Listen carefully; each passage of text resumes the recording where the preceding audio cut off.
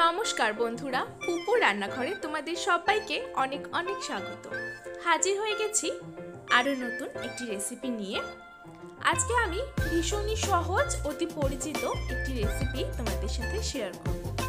শীতকালের সমস্ত সবজির মধ্যে মূলো কিন্তু একটি বিশেষ সবজি। তো আজকে আমি সেই মূলো দিয়েই অতি পরিচিত একটি রেসিপি মূলো বটি রান্না করে তোমাদের সাথে শেয়ার করছি।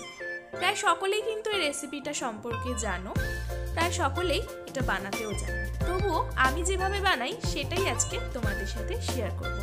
চলো আর বেশি দেরি না করে দেখে নেওয়া যাক আমার আজকের রেসিপি। এই রেসিপিটা তৈরি করতে আমি এখানে কড়াইতে সর্ষের তেল দিয়ে তাতে দুটো শুকনো লঙ্কা ফোড়ন দিয়ে দিয়েছি, আর দিচ্ছি সামান্য পরিমাণে একটু কালো জিরে। তারপর গ্রেট করে রাখা মূলোগুলো আমি এখানে দিয়ে দিচ্ছি। আমি এখানে 4টে বড় সাইজের মূলো খোসা ছাড়িয়ে ভালো করে গ্রেটারের সাহায্যে গ্রেট করে নিয়েছি। এরপর দিচ্ছি সামান্য একটু হলুদ গুঁড়ো, লবণ আর পরিমাণ মতো চিনি। চিনিটা কিন্তু দেওয়ার চেষ্টা করবে, তাতে রান্নাটায় একটা সুন্দর স্বাদ আসবে। আর চিনিটা যদি দিতে না ইচ্ছে করে তাহলে স্কিপ করে যেতে পারো। সমস্ত কিছু দিয়ে ভালো করে নাড়াচাড়া করে নিচ্ছি। এরপর গ্যাসের ফ্লেমটা লো করে ঢাকা দিয়ে 5 মিনিট রেখে দিয়েছিলাম। ফিরে এলাম 5 মিনিট পর।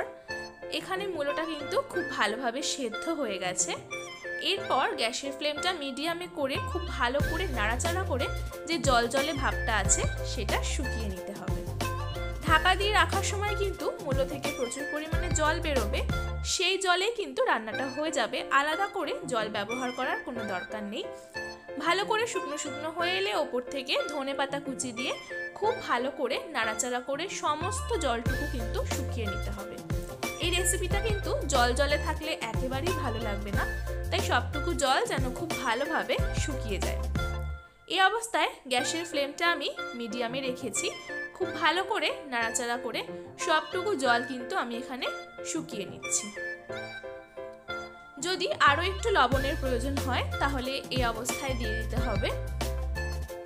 আর পরিমাণ মতো কাঁচা লঙ্কাও কিন্তু ব্যবহার করতে হবে। ঝালটা নিজেদের ইচ্ছে মতো ব্যবহার করবে, সেটা আমি আর বললাম না। এরপর গ্যাসের ফ্লেমটা বন্ধ করে 5 মিনিট স্ট্যান্ডিং টাইমে রেখে পরিবেশন করছি আজকের রেসিপি মূলো বটি।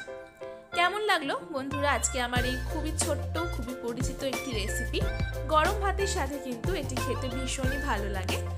এই রেসিপিটা ফলো করে বাড়িতে একবার অবশ্যই এটা তৈরি করে দেখো, ভীষণই ভালো লাগবে।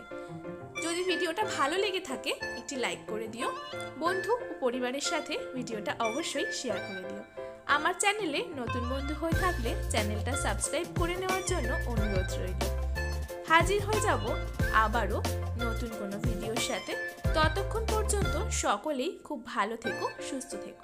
যদি নতুন কোনো রেসিপি জানতে চাও বা দেখতে চাও সেটা কমেন্ট বক্সে আমাকে অবশ্যই লিখে জানিও। আমি তোমাদের সাথে নিশ্চয়ই সেই রেসিপিটা শেয়ার করব। আবার হাজির হয়ে যাব নতুন কোনো রেসিপি নিয়ে।